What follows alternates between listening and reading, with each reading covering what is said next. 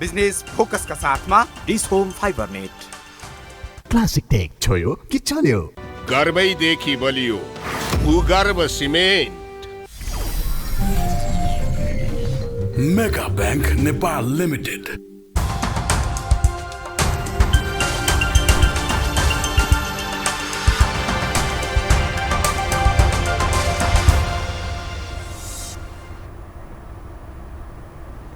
नमस्कार, कार्यक्रम बिजनेस फोकसमा यहाँलाई हार्दिक स्वागत छ। म दिपेश घिमिरे आज पनि उपस्थित भइसकेको छु। विशेष गरी दर्शकवृन्द, आज म नेपालमा सुनको व्यापार, सुन चाँदीको व्यापारको विषयवस्तुमा केन्द्रित भएर कुराकानी गर्नेछु।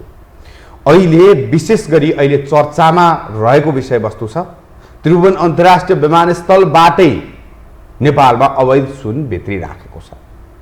निरन्तर 4 दिनको हाराहारीमा मात्रै 56 किलो सुन, विभिन्न व्यक्तिहरूले 56 किलो सुन 4 दिनको हाराहारीमा मात्रै अवैध रूपमा भित्रिँदै गर्दा भन्सार विभागले पक्रेको छ।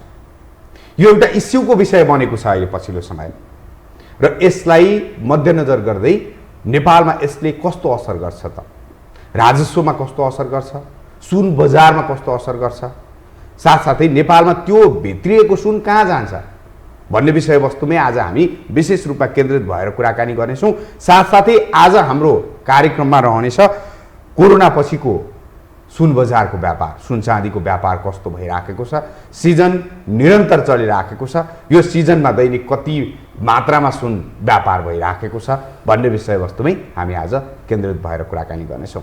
कुराकानीका लागि आज हाम्रो स्टुडियोमा उपस्थित हुनुभएको छ नेपाल राष्ट्रिय सुन चाँदी व्यवसाय मञ्चका केन्द्रीय अध्यक्ष गणेश प्रसाद लकान्द्री। आउनुहोस् उहाँलाई कार्यक्रममा स्वागत गरौँ।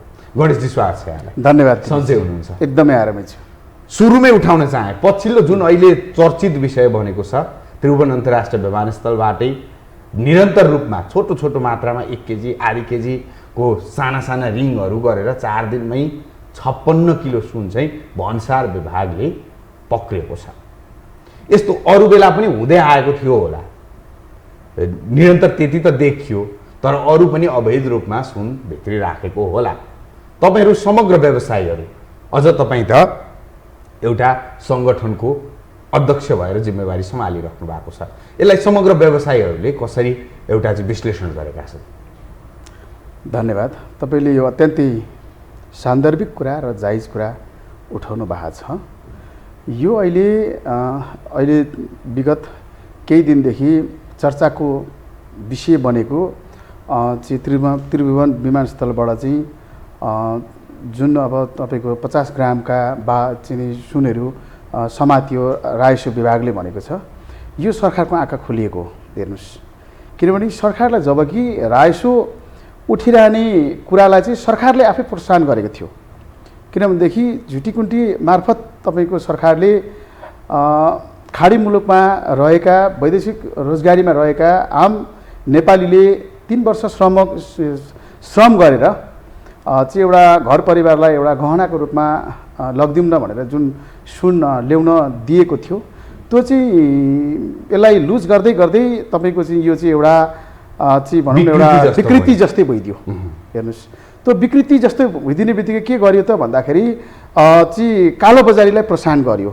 त्यसले चाहिँ राजस्वलाई चुहावट पनि गर्यो। त्यसले गर्दाखेरि यो त स्वयं सरकार नै जवाबदेही थियो। हेर्नुहोस्, किनभने व्यवसायलाई कच्चा पदार्थ थोरै परिमाणमा दिने, जुन चाहिँ राजस्व उठ्नुपर्ने र अवैधानिक तरिकाले चाहिँ प्रोत्साहन दिएर चाहिँ गरिरहेको थियो, त्यसलाई त सरकारले बेलैमा चाहिँ भनौँ न चाहिँ देखेर बेलैमा तपाईँको चाहिँ एउटा स्वविवेक लगाएर चाहिँ नियन्त्रण गर्यो। अत्यन्तै राम्रो छ र यो सरकारले योभन्दा धेरै समय अगाडि नै गर्नु पर्थ्यो। यस्तो सुन नेपालमा यो छोटो छोटो मात्रामा भित्रिएको सुन चाहिँ कहाँ जान्छ? खास वास्तवमा आम नेपालीको बुझ्न खोजिराखेका छन् आम नेपालीले, खास यो सुन चाहिँ कहाँ जान्छ? खास तपाईँहरूले नि खरिद गर्नुहुन्छ भन्ने पनि बेला बखतमा तपाईँहरूकै सेटिङमा पनि व्यवसायीहरूकै सेटिङमा पनि त्यो सुन आउँछ अनि त्यसपछि यहाँ आउँछ भन्ने कतै सुनिन्छ। निश्चय पनि आरोप लाग्नु स्वाभाविक कुरा हो। हेर्नुहोस्, व्यवसायमै बसेपछि आरोप लाग्न सक्छ, तर त्यसको पुष्टि त गर्न गाह्रो छ नि। ट्रान्जिट चाहिँ नेपाल हुनसक्छ ट्रान्जिट त, तर जाने भनेको छिमेकी मुलुकमै त हो नि, किनभने चिनी नजिकै छिमेकी मुलुकको पनि तपाईँको चाहिँ ऐन चाहिँ एकदमै टाइट छ, त्यसले गर्दा ट्रान्जिट त नेपाल बन्न सक्छ नि। त्यसले गर्दाखेरि त्यो अवैध सुन चाहिँ नेपालमै रहन्छ भन्ने हुँदैन क्या, नेपाल हुँदै ट्रान्जिट भएर बाहिर जाने हो क्या। त्यसले गर्दाखेरि हामी यसरी बुझौँ, पटक पटकको तपाईँको चाहिँ प्रहरीको इन्भेस्टिगेसन र जुन तपाईँको चाहिँ प्रहरीले सफलता हासिल गरेका कुराहरूलाई चाहिँ हामी विश्लेषण गर्न सक्छौँ। त्यसले गर्दाखेरि नेपालमा भन्दा पनि ट्रान्जिट नेपालमा हुन्छ, तर जाने चाहिँ बाहिर नै हो कि। त्यसले गर्दाखेरि आम नेपाली व्यवसायले भनेको चाहिँ सरकारले जुन चाहिँ वैधानिक तरिकाले दिएको कोटा छ, त्यही कोटामै रमेर चाहिँ आम व्यवसायले व्यवसाय गरेका छन्। भनेपछि तपाईँहरूले यसमा कुनै पनि त्यस्तो छैन।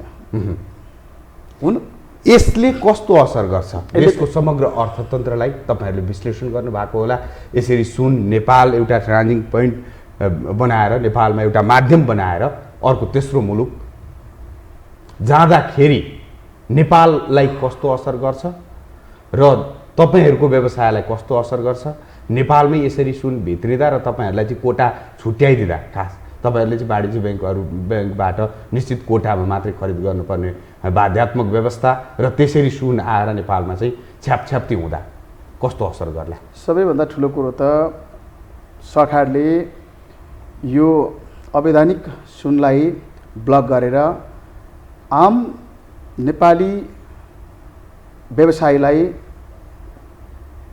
चाहिँ एउटा व्यवसाय सहज बनाउने र आम नेपाली दाजुभाइहरूलाई चाहिँ विदेशमा गएर बेचिनु पर्ने परिस्थिति जुन छ त्यसलाई अन्त्य गर्नको निम्ति र यही श्रम चाहिँ एउटा दिलाउनको निमित्त पनि सरकारले पर्याप्त मात्रामा व्यवसायले मागे अनुसारको कच्चा पदार्थ उपलब्ध गराउनुपर्छ र यो अवैधानिक तरिकाले आएको सुनलाई रोक्नुपर्छ, ताकि प्रति 10 ग्राम सरकारलाई 9,500 रुपियाँ घाटा भइरहेको छ हो यो अवैधानिक तरिकाले आएको।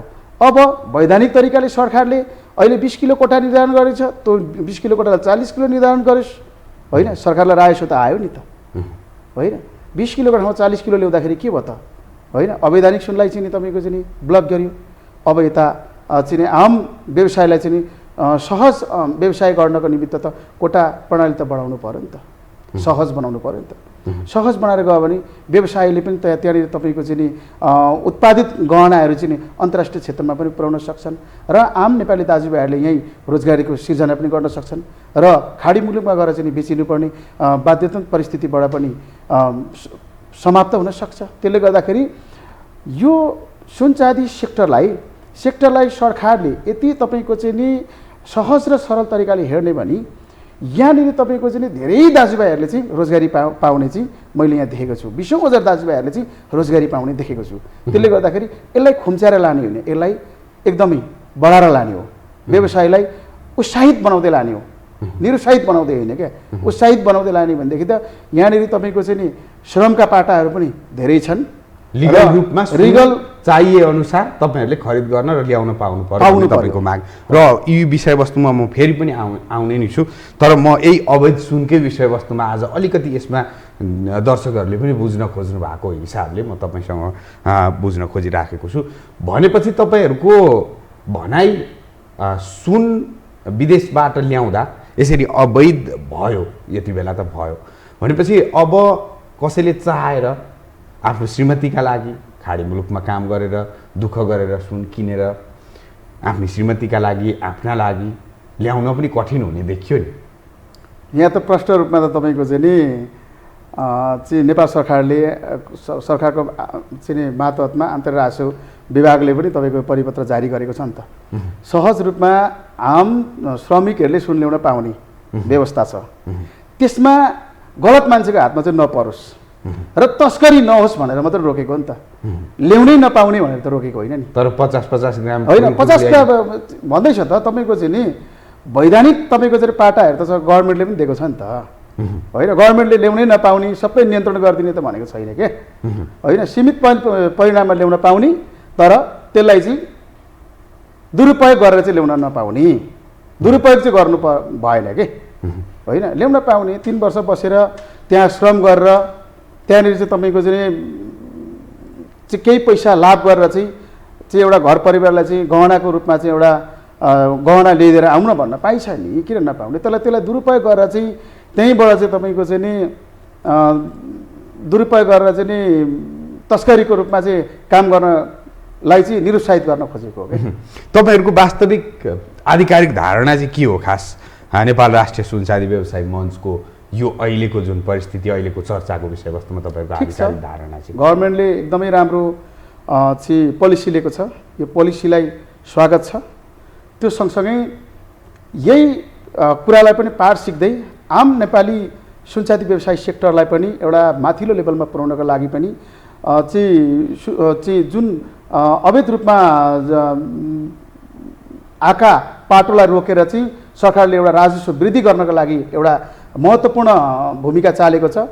यो भूमिकालाई नै प्रोत्साहन चाहिँ नि साथमा लिएर चाहिँ आम उपभोक्तालाई पनि आम व्यवसायलाई पनि पुग्ने हिसाबले एउटा चाहिँ व्यवसाय सहज तरिकाले गर्ने हिसाबले चाहिँ कच्चा पदार्थ बढाइ वृद्धि गरिदिनुपर्छ। र सरकारले योसम्म बुझिरहेछ कि सुनचाँदी सेक्टर चाहिँ एउटा विलासिताको वस्तु हो।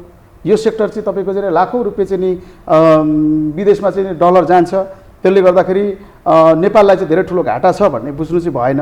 यही तपाईँको कच्चा पदार्थ विदेशबाट लिएर चाहिँ यहाँबाट तपाईँको उत्पादित सामानहरू फेरि विदेश गएर चाहिँ विदेशबाट चाहिँ डलर लिएर पनि त चाहिँ देशले त तपाईँको एउटा धेरै ठुलो राजस्व त उपलब्ध गर्न सक्छ नि त। त्यो कुरो त बुझ्नु पऱ्यो नि त। उहाँबाट कच्चा पदार्थ आउँछ, यहाँबाट फेरि तपाईँको चाहिँ नि कलात्मक वस्तु सामानहरू तपाईँको चाहिँ नि बनेर फेरि विदेशी जाने हो नि त। त्यो खालको वातावरण त सरकारले बनाउनु पऱ्यो नि त। विलासिताको वस्तुसँग यसलाई त जोडेर भएन नि, होइन? यातायातलाई जोडौँ, गाडीहरू यो महँगा गाडीहरू ब्लक गरौँ न, होइन? अहिले तपाईँको चाहिँ नि भनौँ न तपाईँको चाहिँ गाडीहरू महँगा गाडीहरू चढ्नुपर्ने नेपाली हैसियत छ र? भनेपछि तपाईँको भनाइ भनेको विदेशबाट कच्चा पदार्थ ल्याएर यहाँ विभिन्न डिजाइनमा हाम्रो कला प्रस्तुत गरेर विदेश निर्यात गर्न सक्नु पर्यो। मागो यसलाई सरकारले प्रोत्साहन गर्दिनु पर्यो। र अर्को विषयवस्तु उठाउन चाहे मैले, यसलाई यही इन्ड गरेँ। खास अहिले कोरोना करिब 2 वर्ष तपाईँहरूको व्यवसाय लगभग डामाडोलै अवस्थामा पुग्यो, कतिपय त बन्दै गरेर हिँड्नुपर्ने स्थिति आयो भन्ने समाचारहरू पनि आए। तपाईँले पनि अफलाइन कुराकानी गर्नुपर्दा धेरै समस्यामा पर्यो भन्नुभयो। तर अहिले पछिल्लो समय निकै व्यापार भइराखेको छ है, कस्तो लाग्छ तपाईँलाई? कति केजी गइराखेको छ अहिले सुन? खास अहिले त सिजन पनि छ। यस्तो छ, यो गहना यो सुनचाँदी व्यवसाय सेक्टर भनेको एउटा पुँजीगत हिसाबले पनि सुरक्षित लगानी पनि हो। त्यसले गर्दाखेरि देशमा तपाईँको यति ठुलो यो कोरोना महामारीको समस्या आउँदाखेरि सुरक्षित लगानी कहाँ छ भन्दाखेरि यो सुनमा पनि छ सुरक्षित लगानी। त्यसले गर्दाखेरि आम चाहिँ तपाईँको चाहिँ पब्लिकले सुनलाई चाहिँ तपाईँको चाहिँ गहनाको रूपमा भन्दा पनि तपाईँको चाहिँ सम्पत्तिलाई सुनिश्चित गर्नको रूपमा पनि लिएका छन्। त्यसले गर्दाखेरि हामीले जुन तरिकाले योभन्दा कोरोनाभन्दा अगाडिको जुन स्पिडको व्यवसाय थियो त्यही स्पिडको व्यवसाय त तिनै उहाँ नै उपभोक्ताहरू पनि होइन। त्यसले गर्दाखेरि गहना भनेको त सिजनेबल नै हो, होइन? बिहेबारीमा आदि इत्यादि सबैमा चल्ने हो। त्यसले गर्दाखेरि अब सिजन लागिरहेछ, सिजनमा त त्यति नै पनि चल्ने भयो। त्यसले गर्दाखेरि व्यवसाय भनेको बिचमा घाचाघुच्चा समस्याहरू आइपरेको आउन सक्छन्, तर तपाईँको चाहिँ चल्ने स्पिड भनेको उस्तै नै हो। अहिले चाहिँ कस्तो छ व्यापार? अहिले राम्रो छ, मङ्सिरको सिजन छ, सबैलाई वैवाहिक जीवनमा बाँधिनु परिएको छ। त्यसले गर्दाखेरि नेपाली परम्परा अनुसार सुनका गरगहना लाउनै परिएको छ। त्यसले गर्दाखेरि व्यवसाय राम्रो छ। कति केजी जति गइरहेको छ अहिले? सरकारले 20 किलो चिनी तपाईँको चाहिँ दैनिक दिएको छ, त्यही 20 किलो हाराहारीमा चलिरहेको छ अहिले, होइन? भनेपछि अहिले कोरोना पछि जुन अब रफ्तारमा अगाडि गइराखेको छ, यसमा सरकारले पनि केही सहयोग भने पक्कै पनि गरि नै राखेको छ र गर्नेछ भन्ने अपेक्षा पनि गऱ्यौँ। खास अब तपाईँको सुनको मूल्यको विषयवस्तु निकै चर्चित भयो, किनकि 1 लाखभन्दा उकालो लाग्यो, त्यसपछि केही तल झऱ्यो, अनि फेरि सुनको मूल्य कतातर्फ जाने हो भन्ने आम ग्राहकहरूको पनि एउटा चिन्ताको विषयवस्तु बन्यो। सिजनका बेला महँगो भइदिने हो कि भन्ने कुरा, अनि प्लस अब त म यस्तो थोक यो काम गर्ने थिएँ, अब त सुनको मूल्य बढ्ने हो कि भन्ने अर्को चिन्ता विषयवस्तु थपिरहेको छ। तपाईँहरूको दृष्टिकोणमा सुनको मूल्य कतातर्फ जाला भावी दिनमा र अहिले तत्काल घट्ने अवस्था छ छैन? अहिले तत्काल हामीले एउटा समाचारहरू पनि सुनिरहेका छौँ होइन। अन्तर्राष्ट्रिय जगतमा फेरि लकडाउन हुँदैछ होइन। अन्तर्राष्ट्रिय जगतको चाहिँ तुलनाले नै हाम्रो नेपाललाई पनि छुने हो होइन।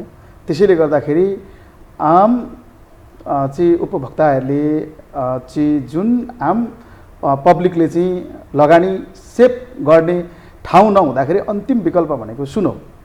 त्यसले गर्दाखेरि सुनलाई चाहिँ तपाईँको चाहिँ एउटा पुँजीगत रूपमा लिइन्छ। त्यसले गर्दाखेरि यो विश्व अर्थतन्त्रलाई समस्या पार्ने बित्तिकै सुनको भाउ निश्चय पनि बढ्छ। यो कुरामा तपाईँ ढुक्क हुनुहोस्। कसरी चाहिँ बढ्छ भन्दाखेरि अन्यत्र क्षेत्रमा लगानी नदेख्ने बित्तिकै सुनमा मान्छेले अत्याधिक मात्रामा लगानी गर्छन्। जहाँ तपाईँको चाहिँ माग डिमान्ड धेरै हुन्छ त्यहाँ त तपाईँको मूल्य वृद्धि त त्यत्तिकै पनि हुने भयो नि त। त्यसैले गर्दाखेरि अन्तर्राष्ट्रिय जगतको चाहिँ अन्तर्राष्ट्रिय क्षेत्रको जुन तपाईँको चाहिँ त्यहाँका चाहिँ भनौँ न लगानीकर्ताहरूले चाहिँ लगानी गर्ने बाटाहरू नदेखेपछि र चाहिँ डलर सुरक्षित गर्न डलर कमजोर भएपछि पनि तपाईँको चाहिँ सुनको भाउ आकाशिएर जाने रहन्छ। भनेपछि अहिले तत्काल अब बढ्ने सङ्केत देखिएको छ। बढ्ने सङ्केत निश्चय पनि देखिएको छ। सुनको मूल्य कसरी निर्धारण गर्नुहुन्छ तपाईँहरू? सुनको मूल्य चाहिँ विश्व बजारबाट नै निर्धारण गर्ने हो। यसको पहिलो फेसमा जापानबाट यसको भाउ निर्धारण हुन्छ। जापानबाट निर्धारण हुँदै तपाईँको चाहिँ यो अहिले विश्व बजारमा आएर नेपालमा पनि आउँछ र विश्व बजारको डलरसँग र विश्व बजारको कारोबारसँग हेर्दै चाहिँ यो सुनको भाउ निर्धारण हुन्छ। नेपाली केही कुरा पनि हेरिन्छ सुनको मूल्य निर्धारण गर्न हेरिन्छ नि। यसलाई डलरसँग हेरिन्छ र नेपालको मुद्राको उसमा हेरिन्छ। त्यसले गर्दाखेरि विश्व बजारको अर्थतन्त्रलाई हेरेर नै त्यहाँको परिस्थितिलाई हेरेर नै यसको भाउ निर्धारण गरिन्छ। विश्व बजारको भाउसँग तुलना गरेरै निर्धारण गर्ने कुरा रहन्छ। र अलिकति तपाईँहरूको नेपाल राष्ट्रिय सुन चाँदी व्यवसायिक मञ्चको कुराकानी गरौँ। अलिकति के गर्दै हुनुहुन्छ तपाईँहरू? खास थप यो सङ्गठनलाई थप बलियो बनाउन के कदमहरू चाल्दै हुनुहुन्छ? व्यवसायीको हक हितका लागि के गर्दै हुनुहुन्छ? नेपाल राष्ट्रिय सुन चाँदी व्यवसाय मञ्च भनेकै व्यवसायको हक हित र अधिकारको निम्ति आएको यो सङ्गठन हो। त्यसले गर्दाखेरि व्यवसायलाई चुस्त दुस्त र दुरुस्त राख्नको निमित्त यो सङ्गठन खडा भएको हो। त्यसले गर्दाखेरि हाम्रो एजेन्डा भनेकै चाहिँ 14 अञ्चल 75 जिल्लामै यसको चाहिँ सङ्गठन रहनु पर्यो, यसको शाखा रहनु पर्यो र 14 अञ्चल 75 जिल्लामै सुनचाँदी व्यवसायको क्षेत्रमा स्वच्छ व्यवसाय सम्मानित व्यवसाय हुनु पर्यो र सुनचाँदी व्यवसायको सेक्टरमा चाहिँ आम श्रमिकलाई चाहिँ यसमा चाहिँ रोजगारी दिनु पर्यो। आम श्रमिकले चाहिँ यसमा रोजगारीको पूर्ण ग्यारेन्टी हुनु पर्यो र राज्यमा तपाईँको चाहिँ नि भएका राज्यबाट चाहिँ नि हुन नसकेका अप्ठ्यारो असजिलोलाई चाहिँ नेपाल राष्ट्रिय सुनचाँदी व्यवसाय मञ्चले राज्यको सम्बन्धित ढोकासँग ढकढकाएर सुनिश्चित व्यवसाय गर्ने वातावरण बनिनु पर्यो र सुनचाँदी व्यवसायको यो सुनचाँदी व्यवसायको सेक्टरलाई अहिले जुन चाहिँ राज्यले तपाईँको चाहिँ नि किसिमले सौतेनी व्यवहार गरेको हामीलाई महसुस भएको छ। यो महसुस कहाँ भएको छ भन्दाखेरि कच्चा पदार्थको चरम अभाव कहिलेसम्म रहने हो, यसको अन्त्य कहिले हुने हो? राज्यले सोच्नु पर्यो नि त। अन्य क्षेत्रहरू रोकेर भए पनि नेपाली श्रमिकलाई श्रम दिनका लागि भए पनि चाहिँ पर्याप्त मात्रामा कच्चा पदार्थ उपलब्ध त सरकारले गराउनु पर्यो नि त। निजी क्षेत्रलाई ल्याउने वातावरण त सिर्जना गर्नु पर्यो नि त, होइन? निजी क्षेत्रलाई चाहिँ नि उत्साहित गर्दै त सरकारले चाहिँ एउटा राजस्व हासिल गर्ने हो नि त। त्यसले गर्दाखेरि खुसी त कसलाई पार्नु पर्यो भन्दाखेरि निजी क्षेत्रलाई पार्नु पर्यो नि त। देश विकास हुनको निमित्त पनि निजी क्षेत्रलाई खुसी नपारिकन देश विकास हुन्छ त? हुँदैन नि। त्यसले गर्दाखेरि समृद्ध नेपाल सुखी नेपाललाई सघाउन पनि निजी क्षेत्रले सघाउने हो क्या। पहिलो प्राथमिकता निजी क्षेत्रको रहन्छ क्या। त्यसले गर्दाखेरि राज्यले सम्मान गर्नु पर्यो क्या यो सेक्टरलाई। भनेपछि 20 केजीलाई बढाउनु पर्यो, 40 केजी बनाउनु पर्यो। 35 केजी बनाउनु पर्यो तत्कालको लागि। चाँदीमा चाहिँ समस्या छैन? चाँदीमा त झन् धेरै ठुलो समस्या छ नि। सरकारले त चाँदी तत्कालको लागि त अहिले त रोकिरहेको छ नि। यो किन रोक्नु? यहाँ 20औं हजार कालीगढले रोजगारी पाइरहेछन्। चाँदी रोकेर चाहिँ के राज्य यहाँ सफल भएको छ र? होइन। डलर चाहिँ सुरक्षित भएको छ र? 20औं हजार कालीगढले चाहिँ रोजगारी पाइरहेछन् त चाँदीको काम गरेर। अन्तर्राष्ट्रिय जगतमा तपाईँको कलात्मक चाहिँ तपाईँको चाहिँ सामानहरू विश्व बजारमा गइरहेछन्। नेपालमा चाहिँ चाँदी उत्पादन भएर अहिले चाँदी रोकेर चाहिँ तपाईँको चाहिँ गभर्मेन्टले सफलता हासिल गर्ने भन्ने सोचिएको छ र। कति भयो रोकेको? होइन, चाँदी यो भयो लगभग 9 दिन भयो। कारण चाहिँ डलर चाहिँ तपाईँको चाहिँ बाहिर धेरैभन्दा धेरै गयो। यसलाई चाहिँ तत्काल रोक्नुपर्छ भन्ने एउटा सरकारको निर्णय। हवस् त, अन्त्यमा के भन्न चाहनुहुन्छ आम ग्राहक वर्गलाई? त धन्यवाद। यो टेलिभिजनको स्टुडियोमा तपाईँले बोलाएर चाहिँ सुनचाँदी व्यवसाय सेक्टरका जति पनि समस्या र यसका भावी सफलताका विषयमा तपाईँले चाहिँ एउटा यो कुरा गर्ने अवसर दिनुभयो। विशेष गरेर यो टेलिभिजन र तपाईँ दिपेश सरलाई पनि म हार्दिकताका साथ धन्यवाद दिन चाहन्छु। र आम सुनचाँदी व्यवसाय सेक्टरलाई यदि माथि उठाउनु छ भनेदेखि राज्यले यसलाई चाहिँ एउटा सौतेनी आमाको रूपमा होइन, यसलाई चाहिँ नि पारिवारिक घर परिवारको यो छोराछोरीको रूपमा हेरिनु पर्यो। राज्य भनेको हाम्रो अभिभावक हो। अभिभावकले अभिभावक त ग्रहण गर्नु पर्यो भने छोराछोरीले चाहिँ अभिभावक छ नै भन्ने कुराको महसुस गर्नु पर्यो।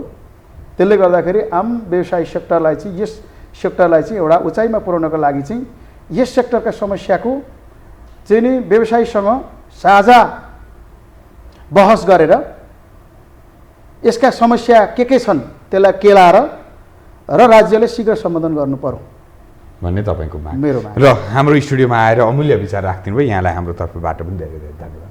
धन्यवाद दिपेश हजुरलाई। हस्।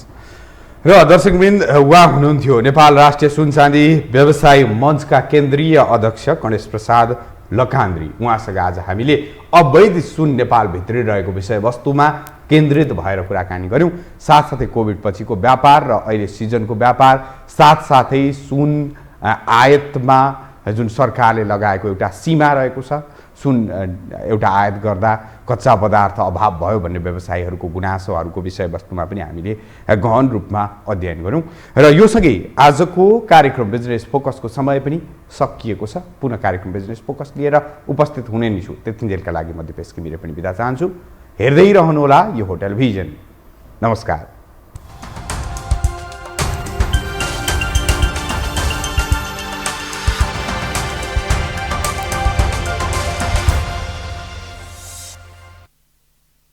बिजनेस फोकस का साथमा डिस होम फाइबर नेट। क्लासिक टेक छोयो कि चल्यो? गर्वैदेखि बलियो भूगर्भ सिमेन्ट।